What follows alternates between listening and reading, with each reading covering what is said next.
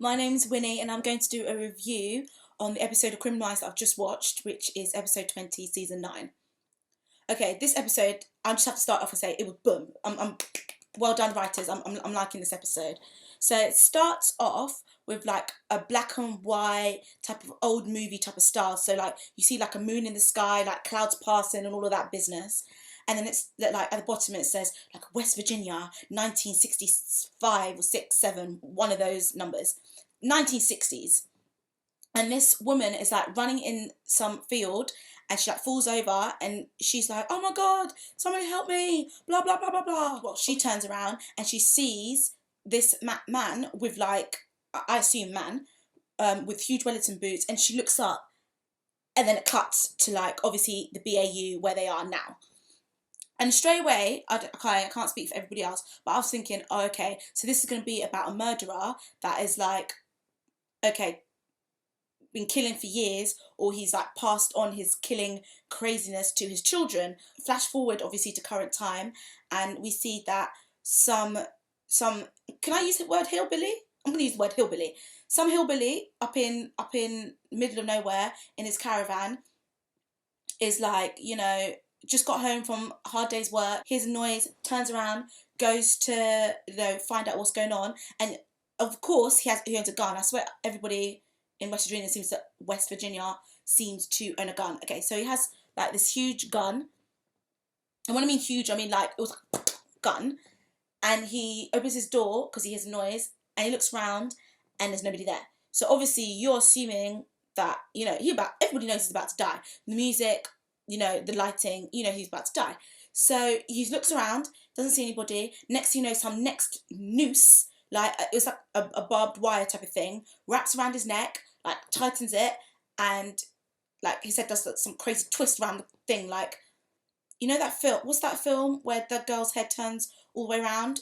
That film. Well, it was like that. Basically, the guy's head was like clean turned background. So when you see his body like lie on the floor, you can see his butt, but then at the same time you can see his head. And then it goes to the BAU, and Penelope's doing her thing where she's introducing the case, and she basically says how 2 people have died in this similar way. It was both 2. Can I say hillbilly? Okay, I'm gonna say hillbilly again. 2 hillbillies that were killed, I should say, by a noose, barbed wire noose thing, and all their heads have been turned to like some 360 crazy ass degree. Anyway, so that's that. The BAU fly to West Virginia to go sort out the case, and they find out that the first guy to be killed was from a family, a Howard family. There's this random family in Virginia, West Virginia, and then the other person that was killed was from Lee family. And Lee and Howard have had this crazy feud for like the last like 50 years or however long they've been alive. Anyway, so they've been feuding, so the BAU assume that the murders were some part of the feud. So as they're like obviously investigating the business, and trying to find out what's going on, they figure out that the reason why they are feuding is originally to do with moonshining, because apparently back in the day the families used to try and produce liquor illegally, and they were feuding over that, whatever. Anyway, now it seems present day that they're feuding over like meth labs. Okay. Both the families, the Howard and Lee family, it seems, are producing meth and are trying to obviously like put each other out of business. Anyway, as the events unroll, you find out that in fact they are not producing meth. They are producing some next special oil, which is completely legal, and both families are making a hell of a lot of money from it. So you also find out that this huge company are trying to buy out the Howard and Lee family so that they could be like, this huge company, could be like the big bosses and earn loads and loads and loads of dough in this oil business, which apparently is completely legal and very lucrative. So maybe I need to, have not gone to uni and all of this lot and just, stolen trash and shit, like old bags of oil from restaurants, and found a way to fragment it or clear it out or whatever and sell it on to people, because apparently that makes you millions, hundreds of millions, I think is what Penelope was saying. Anyway, moving on. One of the Lee's wives dies. The husband comes home from work, and then he hears a scream. He runs and he's like, oh my god, wifey, and she's like lying on the floor, noose around her neck, like, and like, but then there's like a chain as well, and the chain is also attached to this car, and this car has like zoomed off, and you can see like the what's it called, the chain like slowly uncoiling and going off, and you know, shit, like she's about to be decapitated unless her man can like break these chains so it can free her, and she's gagged and she's like, help me. So the thing goes, he's not able to save her, and her head flies like clean off, like it's gone, like. And BAU have come down to like sort it out again, and JJ, oh my gosh, I don't believe I said Jojo. JJ is quizzing the guy who obviously has just seen his wife being decapitated, and she's basically like, is it to do with the meth that you're selling? And he's like, honey, why are you assuming? Because at the end of the day, check my bank accounts, check my home, there's no meth there whatsoever. And he's like, how dare you assume, blah blah blah. Diva moment, which is fair play because he's just seen his wife die in like the most horrific way possible. Anyway, so that occurs, and they check his accounts, and they check the Howard and Lee's account, and they see there seems to be no dodgy meth activity going on. Let me just jump to the most interesting part of the story, because don't get me wrong, I love Criminal Minds, but sometimes, let me say sometimes, it gets a little bit like, what's the word? You know what's going to happen at this beginning, middle, end, in terms of like, they get a case, they solve it, they fly back home with some cool little quote from some piece of literature that's really famous. This time, obviously, get to the middle, and they figure out that the killer is not from the Howard or Lee family that they've been looking at. And then Sissy Howard, who's like the main woman in the Howard family, she is basically adamant throughout the beginning of the episode that she has not been killing off the Lees.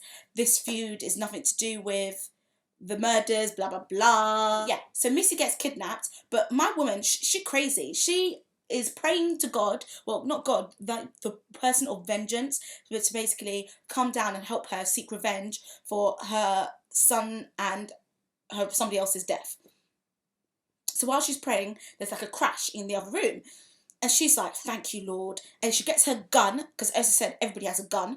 She fires off bare rounds, and then you see like nobody's being killed, and instead of like her getting like a noose around her neck, you just see that she's just been kidnapped. So jump to, she's been taken to some random shack in the middle of nowhere. And then Malachi Lee, by the way, is like the head of the Lee family. So, Sissy's been taken by Crazy Dude. Malachi is being quizzed by the BAU. So as they've been quizzed, you find out, well, actually, no, rewind. They track down one of the random family members that they think is causing everything. And when Blake is speaking to him, because this is a one-on-one thing, that dude, basically, the like black sheep of the Howard family isn't really a black sheep. He actually left on his own accord, and his aunt Sissy was the one that basically suggested to him, honey, change your name if you want a new, better life for yourself.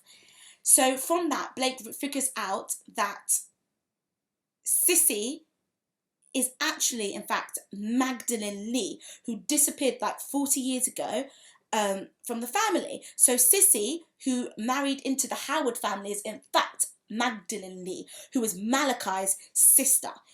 Then it crosses to Hodge talking to Malachi, and Malachi reveals that basically him and his sister were getting it on back in the day. He knocked her up, that's why she ran away. And in a flashback, you see that when she is about to have the baby, no, when they're having sex in some random shack, can I just, like a side note, you're having sex with your sister, you're 16, you should know better, you do know better, and that is why you did it in some next shack where nobody could find you, because you both knew that it was incorrect. And Malachi tried to do the whole, she loved me and I loved her. No, but it's still wrong, otherwise you wouldn't be hiding it, would you? You would be shouting your love, your, pure love from the rooftops, but instead you were having sex in some next shack. Anyway, in the flashbacks you find out that when they're like getting it on, some weird ass woman is watching them get it on, and Sissy, aka Magdalene, aka Sissy, sees that this woman is watching her, and she just doesn't mind. Yeah, I don't know what that's about, but okay, she enjoys watching people watch her being watched while having sex. Each their own. I guess everybody has their own things. Anyway, so Sissy gets pregnant, aka Magdalene. And obviously they both know that they can't tell their parents, so they hide it. And when she's about to have the baby, Malachi is just like, I can't handle this, and like runs off and leaves. I'm going to say poor woman, because obviously nobody deserves to be left in the middle of childbirth by themselves. But at the end of the day, you shouldn't be having unprotected sex with your brother anyway. Sissy is like basically having a baby, and she like runs into the field. And obviously this is where we saw at the beginning of the episode, this is where it started off with. You see her running in the field, she drops and she's like, help me. And then you look, and then you see Wellington boots, you look up, and it was it's not a man, it's the woman that was watching her and Malachi have sex, you know, wherever. She's basically like, this woman is basically like, I'll help you. So she gives birth, Sissy gives birth, and then the woman is basically like, oh, beautiful baby. And Sissy's like, oh, can I hold her? Him, I should say, it's a him. So Sissy's holding him, like moves the like little cloth, and it's like, ah! Basically the baby's effed up facially, disfigured. There we go.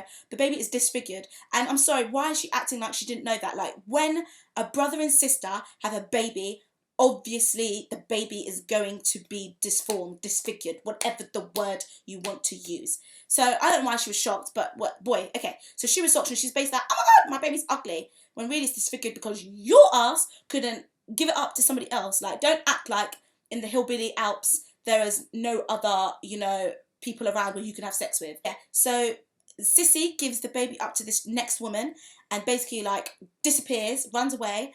And then Malachi, it cuts to Malachi saying to Hodge, like, basically when she had the baby, she ran off and she came back, changed her name, married into the Howard family, and he just never said anything. And then they figure out, Hodge and his team figure out that the person that has taken Sissy is in fact the son that she gave up when she was 16. And then they figure out that he has taken her to the shack that Malachi and Sissy used to get on in. So they head up there. Shack's empty. But that's because Sissy is basically like, oh, son that I left and didn't care about and never once thought about. I don't want you to get in trouble, so don't do it. Don't kill me here because they'll know it's you. Kill me somewhere else. I guess that's nice.